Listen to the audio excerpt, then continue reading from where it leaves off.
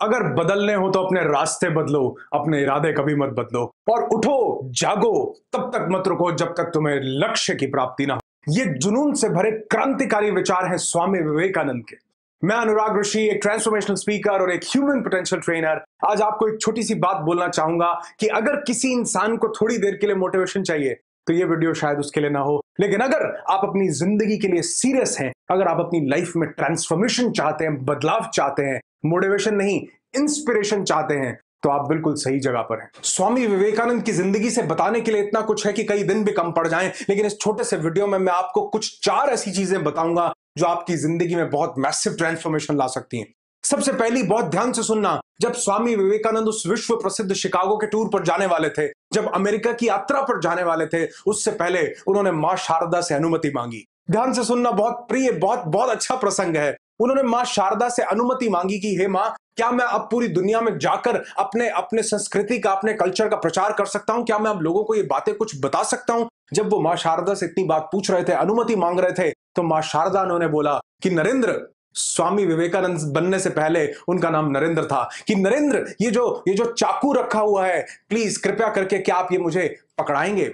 तो नरेंद्र ने वो चाकू उठाया और चाकू मां शारदा को पकड़ाया। और जैसे ही उन्होंने चाकू मां शारदा को पकड़ाया तो मां शारदा ने कहा कि अब तुम पूरी दुनिया में अपनी संस्कृति का प्रचार करने के लिए स्वतंत्र हो, अब तुम जा सकते हो और पूरी दुनिया को ये पाठ पढ़ा सकते हो। तो स्वामी विवेकानंद ने कहा कि आपने तो मुझसे कोई परीक्षा ली ही नहीं, आपने तो मुझसे कोई सवाल पूछा ही नहीं, और आपने मुझे पूरी दुनिया में जाने की अनुमति दे दी, कैसे? तो मां शारदा ने कहा कि जब मैंने तुमसे चाकू मांगा तो ये तुम्हारी परीक्षा ही थी। जब मैंने तुमसे चाकू मांगा तो कोई भी एक साधारण इंसान, कोई कॉमन मैन से अगर चाकू मांगा जाता तो वो चाकू को, अब जिस तरफ से चाकू को पकड़ा जाता है, चाकू के लकड़ी वाली साइड से वो पकड़ करके चाकू पकड़ाता, लेकिन जब मैंने तुमसे चाकू मांगा तो तुमने चाकू का वो हिस्सा पकड़ा जो धार वाला था। तुमने चाकू का वो हिस्सा पकड़ा जिससे कि चोट लग सकती थी, और उसे अपनी तरफ रख के जो चाकू का लकड़ी वाला पार्ट था, जो लकड़ी वाली साइड थी, वो मेरी तरफ करके तुमने चाकू को पकड़ाया। बात बहुत छोटी सी है लेकिन बहुत गंभीर है। सबकॉन्शियसली एक ऐसी चीज इंप्रिंट हुई है स्वामी विवेकानंद के अंदर,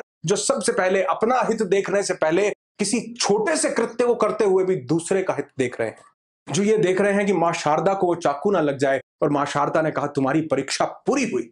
बहुत छोटी सी लर्निंग है, लेकिन स्वामी विवेकानंद के जीवन से लेना बहुत जरूरी है। इस नेचर का जो सबसे बड़ा लॉ है, क्या आप जानते हैं वो क्या है? वो है लॉ ऑफ गिविंग, वो है बांटना। ये सूर्य बिना किसी वापसी की इच्छा के हमको ये गर्मी, हमको ये रोशनी बांट रहा है। ये नेचर, प्रकृति बिना किसी वापसी की इच्छा के हमको ये ऑक्सीजन बांट रही है। ये जो नेचर है सिर्फ बांटने का काम कर रही है, और यही लॉ ऑफ नेचर अगर किसी इंसान के अंदर हो, सिर्फ बांटने की भावना हो। बहुत से लोग मुझसे पूछते हैं सर, सक्सेस के लिए कोई एक छोटी सी बात बता दो, तो मैं एक ही बात बोलता हूं, लॉ ऑफ गिविंग को अपनी जिंदगी में उतार लो। ये मत देखो कि कितना पैसा कमाए, ये मत देखो कि बदले में मिलेगा क्या, ये देखो कि आप बांट क्या सकते हो। आप कोई सर्विस, कोई प्रोडक्ट, कुछ भी बेचना चाहते हो, कुछ भी करना चाहते हो, तो सबसे पहले ये देखो कि ये दूसरों की जिंदगी में क्या वैल्यू एडिशन कर सकता है, ये दूसरों की जिंदगी में क्या मददगार साबित हो सकता है, दूसरों के लिए क्या बेनिफिट कर सकता है। यकीन मानना, पैसा बाय प्रोडक्ट हो जाएगा, कामयाबी बाय प्रोडक्ट हो जाएगी, चीजें पीछे पीछे आएंगी जब आप आगे आगे होंगे, क्योंकि हमेशा वही इंसान आगे रहता है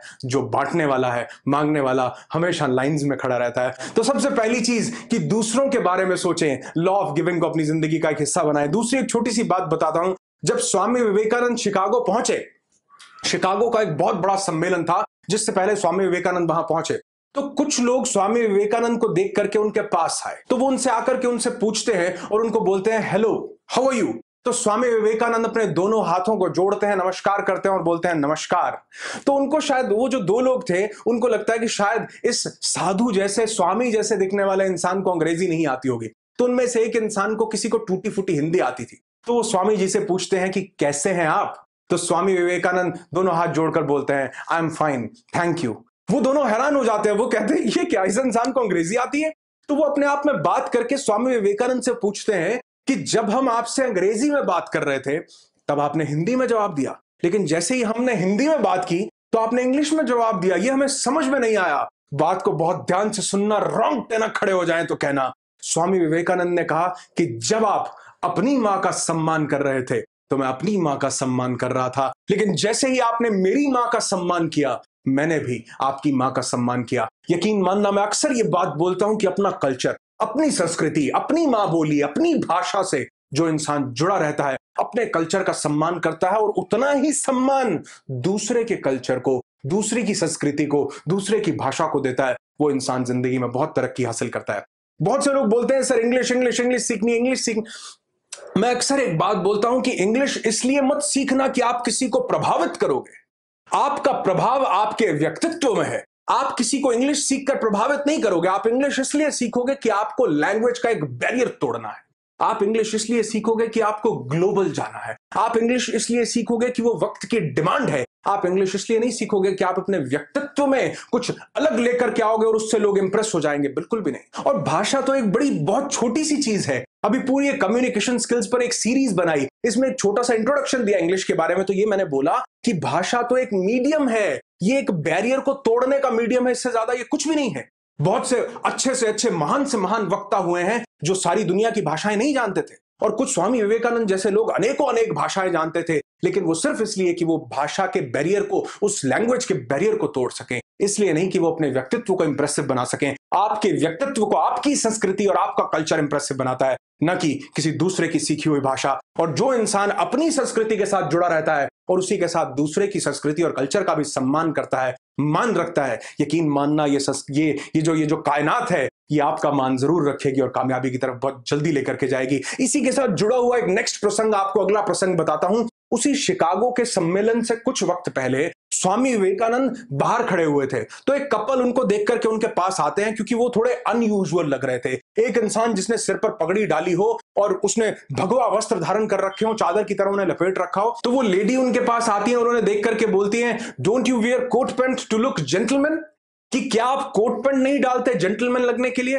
तो स्वामी विवेकानंद का जवाब सुनिए, आपके जहन में उतर जाए तो इसको अपनी जिंदगी में उतार लीजिएगा। स्वामी विवेकानंद क्या जवाब देते हैं कि in your culture your dress makes a man gentleman, but in our culture our character makes a man a gentleman। आपके कल्चर में कपड़े, टेलर एक इंसान को जेंटलमैन बनाता है, लेकिन हमारी सभ्यता, हमारी संस्कृति में एक इंसान का चरित्र उसको महान बनाता है, उसको जेंटलमैन बनाता है। यकीन मानना, मैं अक्सर ये बात बोलता हूं पर्सनालिटी डेवलपमेंट की सीरीज में कि आपका फर्स्ट इंप्रेशन क्रिएट करने के लिए आपके पास एक ड्रेसिंग सेंस का होना बहुत ज्यादा जरूरी है।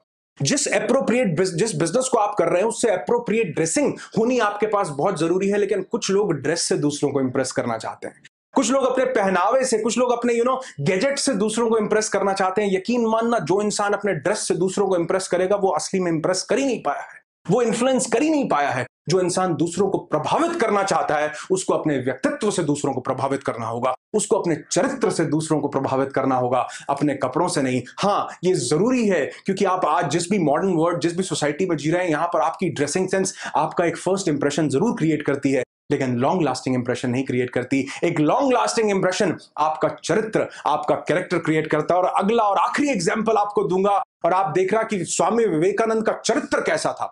एक लेडी स्वामी विवेकानंद के पास आई और उनसे बहुत प्रभावित थी, क्योंकि उनका शिकागो का जो सम्मेलन था उसमें जो उन्होंने स्पीच दी, उसमें उनको स्वामी विवेकानंद को कोई आज तक नहीं भूल पाया। स्वामी विवेकानंद की उस स्पीच को, कहते हैं हिंदुस्तान से अमेरिका तक जब कोई इंसान हिंदुस्तान के किसी इंसान को सुनना भी पसंद नहीं करता था, वहां सिर्फ उनकी एक लाइन बोलने पर कि my brothers and sisters of America, 2 minute तक सिर्फ तालियां बजती रही थी। तो स्वामी विवेकानंद से प्रभावित होकर एक स्त्री, एक लेडी उनके पास आती है और उनको बोलती है कि मैं आपसे शादी करना चाहती हूँ, I really want to marry you.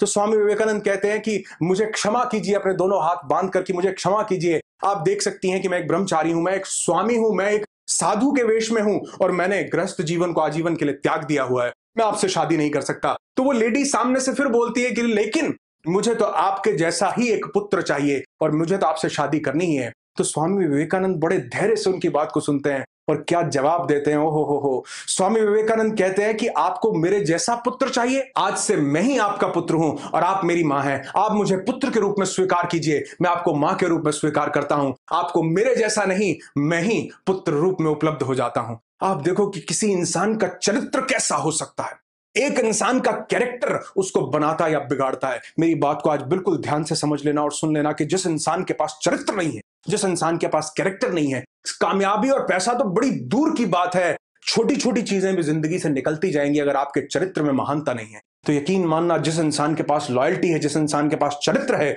जो अपने आप से ईमानदार है, जिसकी डिग्निटी, जिसकी इंटीग्रिटी मेंटेन्ड है, वो इंसान चमत्कार क्रिएट करता है स्वामी विवेकानंद की तरह। तो सबसे पहली चीज आपको बताऊंगा कि अगर आप दूसरों के बारे में सोचेंगे कि अगर आप चाकू को ठीक उस तरफ से जो पॉइंटेड है अपने हाथ में रख करके लकड़ी वाला हिस्सा दूसरे की तरफ पकड़ाते हैं, यानी समझने की कोशिश करो ये ना देखते हुए कि आपको क्या मिलेगा, लेकिन दूसरे इंसान की जिंदगी में अगर आपने वैल्यू एडिशन किया, घर भर जाएंगे, दिमाग भर जाएगा, जेबें भर जाएंगी, आत्मा संतुष्ट हो जाएगी अगर आपने लॉ ऑफ गिविंग पे फोकस किया। दूसरी चीज, आप अपनी संस्कृति का भी सम्मान करें और दूसरे के कल्चर और दूसरे की संस्कृति का भी सम्मान करें। दूसरे के कल्चर को सीखने के लिए अपनी संस्कृति, अपनी भाषा को छोड़ देना बिल्कुल ही मूर्खता है। तीसरी बहुत बड़ी चीज कि आपके कपड़े आपको पहचान नहीं दिलाते। किसी ने बिल्कुल ठीक कहा है कि आपका चरित्र, आपके कर्म ही आपको महान बनाते हैं और आपको पहचान दिलाते हैं, वरना बहुत सुंदर सुंदर वस्त्र तो दुकानों में बुत भी पहनकर खड़े हैं। और लास्ट और सबसे जरूरी चीज कि अगर आपका चरित्र महान है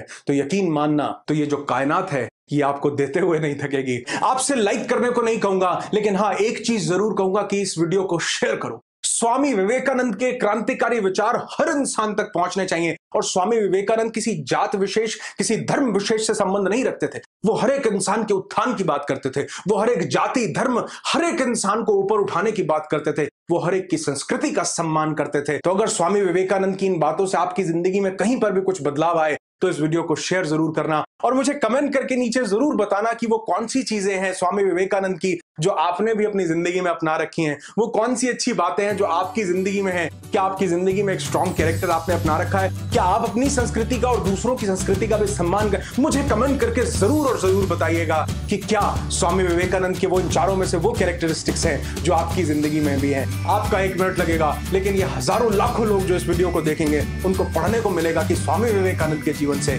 कितने लोग प्रेरणा पा रहे हैं। आपकी जिंदगी खुशियों से भरी हो, ऐसी दुआ करता हूं। I wish you lots and lots of peace, tons of happiness and bundles of success in your life.